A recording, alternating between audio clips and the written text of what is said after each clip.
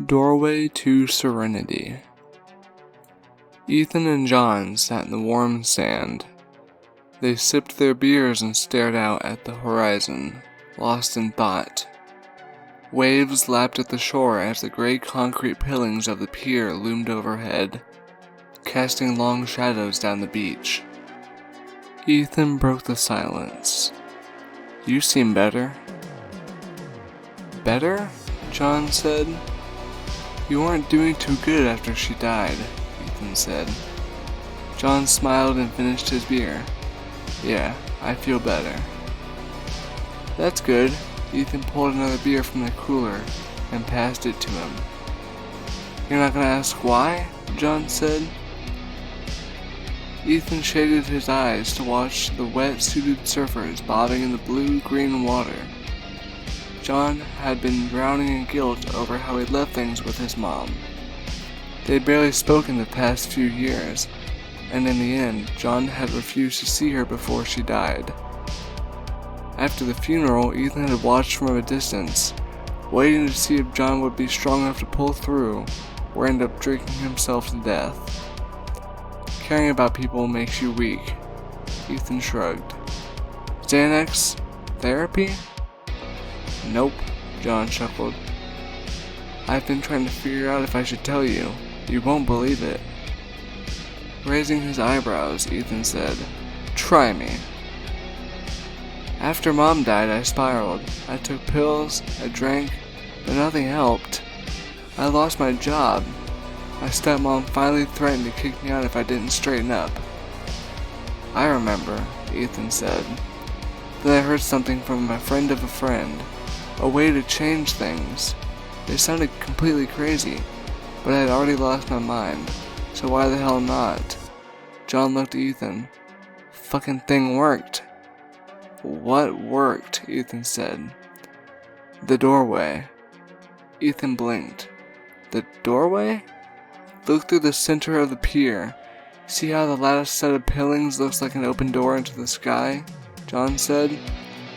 Ethan squinted at the rectangular opening several hundred feet offshore. "Okay, sure. If you swim in and out of the columns in just the right way, at just the right time, and then swim out through that doorway, you end up in a memory." John finished his beer with a belch. "Uh-huh. Sounds like a lot of work when I can already see my memories when I want." He tapped his temple. "In fact, it sounds like bullshit." "It's not just seeing a memory. You can change things," John said. Ethan snorted. "Changing a memory? Pretty sure I've seen that movie." John sighed and glared at him. "Fine. You pick a memory and change it somehow. Continue," Ethan said, waving his hand in the air. "I was told you can't pick what memory you end up in. Whichever one it is, you have to figure out how to change it to get what you want," John said. Ethan rolled his eyes but kept quiet. "When I swam through the doorway, I was back at my 8th birthday party. That was the last year my parents were together. Things were falling apart fast and my mom pulled out all the stops for my party. At the end of the day, I remember I hugged her for what seemed like forever." John smiled. "When I hugged her this time, I told her I was sorry we fought, that I was sorry I wasn't there when she died." John stared at his hands. "I said goodbye." "Sounds like a hallucination." John drew a sharp breath. Ethan put his hands up. "I'm not saying you didn't say goodbye or whatever. I'm just saying you didn't have to swim around in circles and almost drown yourself. You could have just taken some shrooms or something." John laughed. "Maybe. The strangest part is when my dad called a few weeks back. I told him about saying goodbye, but I lied and said it was a dream. He got quiet for so long, I thought his phone died. Then he said my mom told him on her deathbed that I'd said goodbye to her at my 8th birthday party, and she finally understood why. He'd never told me she said that because he assumed she was out of it from the pain meds." Ethan stared out at the doorway. You think you can change something in real life through a memory? Yeah, I thought maybe you'd want to try. Ethan narrowed his eyes. I don't need some superstitious bullshit to feel better. That's for the weak. Why do you think that? Because I've known you forever. You've always been kinda quiet. But you went into depressed hibernation mode after that kid, Peter, tried to kill himself and ended up a vegetable. You snapped out of it eventually, but after Peter died, you started drinking a lot and barely leaving your room, John said. I didn't realize you two were friends. We weren't. It's just a coincidence. Ethan opened another beer and took 4 big gulps. John stared at Ethan. If you say so. Whatever the problem is, you've already tried sleeping your life away. You tried drinking, he said, tilting his head toward the empty cans in the cooler. What's next? Suicide? Ethan started and glanced at John. John nodded. I've been there. Try this instead. It works, I swear. Ethan scowled. A large seagull landed on the beach a few feet away and eyeballed the cooler. He tossed an empty can at the bird. It squawked and flapped away in a flurry of sand and feathers. John grinned and looked out through the doorway. I'll tell you exactly what to do. 2 weeks later, Ethan sat in his room, checking the surf report. It had been storming near Alaska recently, sending swells rolling into Southern California. He sighed and looked out at the instructions John had scribbled down. This is either going to be a near-death experience or suicide. Step 1. There have to be big waves, at least shoulder high. He glanced at the laptop again. Check. Step 2. The swim has to be done at night with a new moon. No lights allowed. Ethan did a quick search for the lunar cycle for this month. There was a new moon that night. Check. Step 3. You have to weave around all 13 columns on the right side of the pier. Start by swimming under the pier, then head outside between the first and second columns on the right. Swim back inside the pier between columns 2 and 3. Continue through all the columns until you come back inside between 12 and 13. Then swim straight out through the doorway. Bingo, life becomes perfect. When Ethan had asked why steps 1 and 2 were necessary, John said the darkness and the waves make it difficult. Otherwise, any random guy swimming under the pier could go through the doorway. Ethan had also asked how in the hell you're supposed to swim between the columns if you can't see them.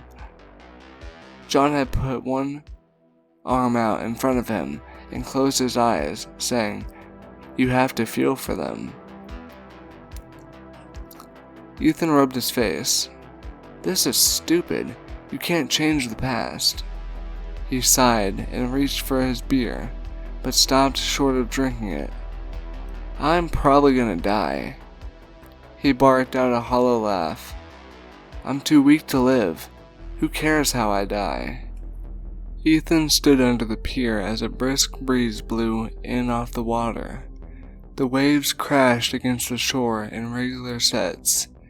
He kicked off his flip-flops and sunk his feet into the cold, damp sand. He pulled up and zipped his wetsuit before stretching to warm up. The dim sodium lights from the distant parking lot illuminated the outline of the first columns of the pier and the water's edge. Everything else was hidden in darkness. Off to his left and about 100 feet offshore, greenish lights shimmered under the water, as if UFOs were swarming beneath the surface. Must be night divers headed out to the canyon.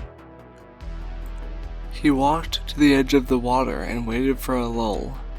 When it came, Ethan took several deep breaths and moved out into the chilly, dark water. As soon as it reached his hips, he dove in and swam to the right, heading between the first 2 columns. 1 inside. He reached out his left arm and felt for the rough concrete pilling of the column 2. His fingertips caught the edge. 2 outside. He turned left, following it around to come back around the pier. 3 inside. 4 inside. 5 inside. He made good time in the lull. He'd been on the swim team in high school, and he still did rough water swims in the cove. As Ethan rounded column 6 outside, the waves grew bigger. Finding his way while being tossed about was almost impossible. He managed to get around column 7 inside, but finding column 8 outside seemed to take hours. His arms and legs burned, and his breathing grew ragged. At column 9 inside, his elbow collided hard with a pilling. His hand went numb. He stopped and shook out his arm. Treading water, he tried to orient himself. Far off to his left, he saw the diver's light glimmering before a wave crashed over his head. He surfaced, took a deep breath, and continued. As he swam around column 10 outside, some of the tension left his shoulders. With only 2 columns left before passing 13 and swimming out the doorway, Ethan caught a second wind and pushed himself with everything he had. 11 inside. He was headed between columns 11 and 12 when a monster wave slammed into him, pushing him away. He fought against the undertow. His shoulders scraped the sandy bottom. When he finally surfaced, he ground his teeth. "Where am I?" He bobbed in the waves and tried to catch his breath. A moment later, something bumped his leg. Hard. He gasped and spun around, searching the black water. His heart pounded. Shit, don't be a shark, don't be a shark. He took off swimming as fast as he could for where he thought columns 11 and 12 were. His hand found a pilling and he made it around 12 outside just as a wave crashed over him. It held him under. Then another wave came, and another. Ethan was tossed around in the wash. He clawed and kicked. His lungs burned. Even with his eyes wide open, he couldn't tell which way was up in the churning blackness. A pilling collided with his head and back, driving the last bit of air from his lungs. His vision narrowed and faded to nothing. The sound of the waves became a ringing in his ears. Ethan opened his eyes. A bright full moon came into focus. He sat up and groaned. His body felt like it had gone through a washing machine. He rubbed the back of his head, expecting to find a large lump. His eyes widened. He felt fur, rough, plastic fur like cheap stuffed animals were made out of. He glanced down and saw pink fur from head to toe. Even his feet had bunny slippers complete with blue button eyes, staring sappily up at him. Reaching up to the top of his head with trembling hands, he found 2 bunny ears. His mouth fell open. He looked around. The deserted street was lit only by the moon. The asphalt underneath him was pitted and broken. The cracks filled with scraggly dead weeds. Long, abandoned, one-story houses with peeling paint and toppled fences lined the street. The dark holes where the windows had been looked like empty black eyes watching him. Ethan shivered. Trees rose behind the houses with gnarled hands reaching toward the sky. The distant yipping of coyotes echoed through the woods, sounding like a wild party. He stood up on shaky legs and almost tripped over a lumpy gray pillowcase. The world spun. He panted. Stumbling to a rotted fence post, he leaned against it. When the world steadied, he discovered his point of view was lower than it should be. What the hell? A young, trembling voice came from his mouth. It's Halloween, isn't it? This is where it all started. He broke out in a cold sweat. Dear God, I'm 10 years old. Ethan's eyes followed the faded yellow line of the road as it curved up and around, ending in a cul-de-sac. Something stood in front of the house at the very end of the circle. He swallowed hard, picking up the crinkling candy-filled pillowcase. He walked towards the house. Drawing closer, he saw the figure with a small, fidgeting cowboy. The cowboy's eyes were opened wide, and he clutched a yellow pillowcase in front of his chest with both hands. His hat was too big. It wobbled on his head as he kept turning to look behind him. He hadn't seen Ethan yet. Ethan snuck through the yards and ducked behind a garage can near the cowboy. He waited a moment before jumping out. Boo! The boy jumped and screeched. Ethan laughed. Stop shrieking, Peter. It's me. I thought you were a ghost, Peter said. A furry pink ghost? Ethan chuckled menacingly and said, I'd more worry about the coyotes. Haha, yeah. Peter's eyes darted around. He tilted his head back to see Ethan's bunny ears, and his hat slid off onto the dusty remains of the lawn. He shook the dirt off and shoved it back onto his head. I was worried you weren't going to show. What are you anyways, he said. The Easter Bunny. But it's Halloween, Peter said with a frown. Ethan smiled. That's the joke, dumbass. Let's go.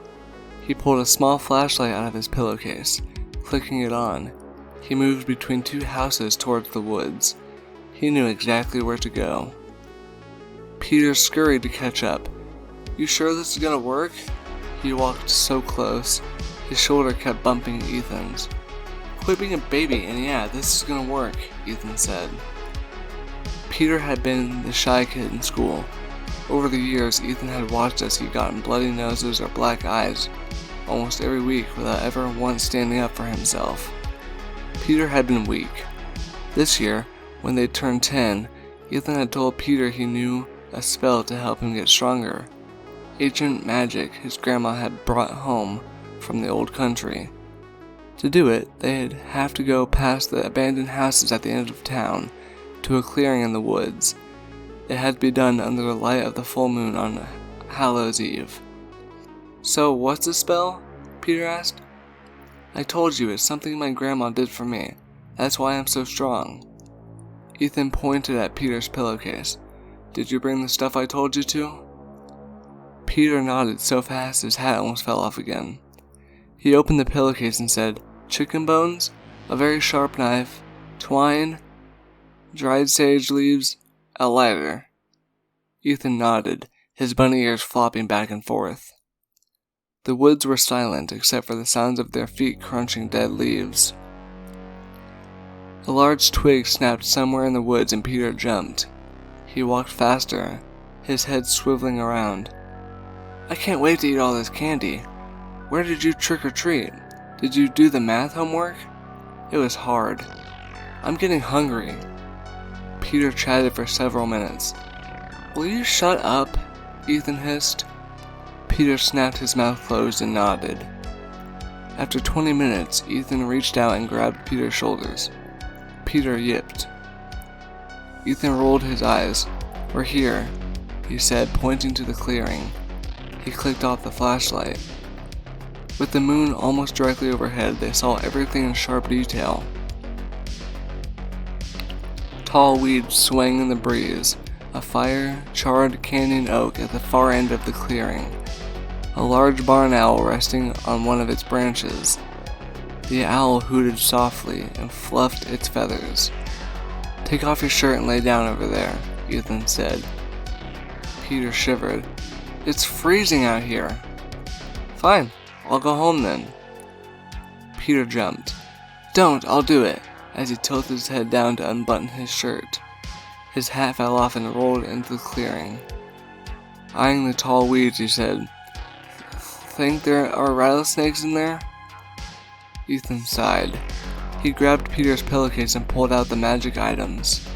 He remembered his younger self had spent the week prior reading up on what was needed to cast a spell. Bones, blood, and sage were used in lots of them. Peter finally laid down. Ethan used the twine to tie large sage leaves into a bunch. He lit the end on fire and blew it out, watching it smolder for a moment. Walking a circle around Peter, he waved the spicy, thick smoke in the air. "I hope my mom's not mad about the sage. She was going to use it for Thanksgiving," Peter said. "Shut up," Ethan snapped. He made 2 circles around Peter, and then picked up the bones and knife. He laid the bones in the grass around Peter's head like a halo. Then he grabbed Peter's cold hand and pricked his index finger. "Ouch! What?" yelled Peter. "Quit whining, you need blood for spells," Ethan said. He squeezed Peter's finger until a fat drop welled up. Peter grimaced as Ethan used the blood to smear a red pentagram on his forehead. Ethan took the remaining twine and tied Peter's hands and feet together. Peter's eyes grew wide and he quivered but stayed quiet. Ethan stood up and dusted off his furry knees. "Now for the spell." He raised his hands to the sky and said some words in Hungarian, repeating them over and over while waving the sage around. He bit his cheek to keep from smiling. He'd told Peter they were ancient words of power. They were actually curse words his grandparents had hurled at each other whenever they argued. "Almost done," Ethan said. He picked up the knife again and sat on Peter's abdomen. "Ugh, what are you doing?" Peter said. "This is the last part," Ethan said as he raised the knife above his head. Peter yelled, "Stop messing around, I don't want to do this anymore." He bucked, trying to throw Ethan off, but Ethan was too heavy. Peter cried hysterically. He feebly swung his tied fists at Ethan. Ethan ducked and slapped him. He slapped him again and again, until Peter's nose bled. Peter stopped fighting and lay sobbing. Ethan raised the knife as high as he could. He laughed and brought it down. Peter shrieked and squeezed his eyes shut. After a moment, he cracked open his eyes. Ethan's face was close to his. Peter glanced to the side and saw the knife sticking out of the ground next to his head. He could feel the cold metal touching his ear. "This is how it ended," Ethan said. What? Peter said. "The first time you passed out, I left you in the woods." Peter squirmed and Ethan scooted up toward his chest to keep him still. He pulled the knife out of the ground and stared at the blade. "The spell was bullshit. You were always so weak and I felt sorry for you. I hoped a near-death experience would toughen you up," Ethan sighed, "but it didn't." Peter's eyes were wide and focused on the knife. He cried again, the tears sliding down the sides of his face. "The day we graduated high school, you hung yourself. But you didn't even get that right. You were still alive when your dad found you and cut you down. You were a vegetable for 2 years after." Ethan stared into Peter's eyes without blinking. "I visited you in the hospital a few months ago, and ended your pathetic existence." A fleeting smile passes across his face. "I still felt sorry for you." Ethan turned the knife blade until he could see the full moon reflected in it. "I shouldn't have cared about you in the first place. You made me weak. You made my life miserable." He moved the knife to the left side of Peter's neck. Peter screeched and his eyes rolled back in his head. Ethan said, "I'm not even sure if this is real. Maybe I'm dead." He leaned down to Peter's ear, whispering, "Doesn't matter though. I'm gonna do what I should have done the first time." He drew the knife across Peter's throat from ear to ear. Peter's eyes shot open as a curtain of blood poured from his neck. He gasped, trying to scream. His body thrashed and convulsed. More of his blood flowed out of every pump of his frantic heart. His struggles grew weaker. Crimson saliva bubbled from his mouth. He stopped moving. his empty eyes staring up at the moon. Ethan stood up on trembling legs and used his furry arm to wipe the blood from his face. Grabbing his flashlight with shaky hands, he moved around the clearing, gathering up all the magic items, and tossed them into his pillowcase. The skin on the back of his neck itched. It felt like Peter's eyes were following him. He picked up the cowboy hat and placed it over Peter's face. Near the oak, he found some rocks. The owl watched with unblinking eyes as Ethan stripped off his blood-soaked bunny suit and stuffed it into the pillowcase, along with several heavy rocks. He tied the pillowcase shut with a knot. On his way home, he would toss it off the bridge to the river along with the knife. The coyotes cried again. They sounded close. Ethan took a long look at Peter's body and turned to leave. The moon went behind a cloud, plunging him into darkness. His ears were filled with the sound of churning, roaring water. He spun around, eyes wide. A torrent of cold water drenched him. His teeth chattered. His knees gave out and he fell to the ground. He tried to get up, but he couldn't move. He couldn't see. He couldn't breathe. His ears rang as his consciousness faded to nothing. Hey, are you alright? Ethan opened his eyes and winced. His head throbbed. He rolled over and vomited what felt like a gallon of seawater. Frowning, he wiped his nose and mouth. His hand came away bloody. An older woman in a wetsuit hovered next to him with a flashlight. Behind her were several air tanks, masks, and fins. The woman put her hand on Ethan's shoulder. My friends ran to the car to call for help. Are you okay? Ethan sat up and scanned the shoreline. The pier was nowhere in sight. A grin crept across his face and he laughed. Yeah, I'm finally okay.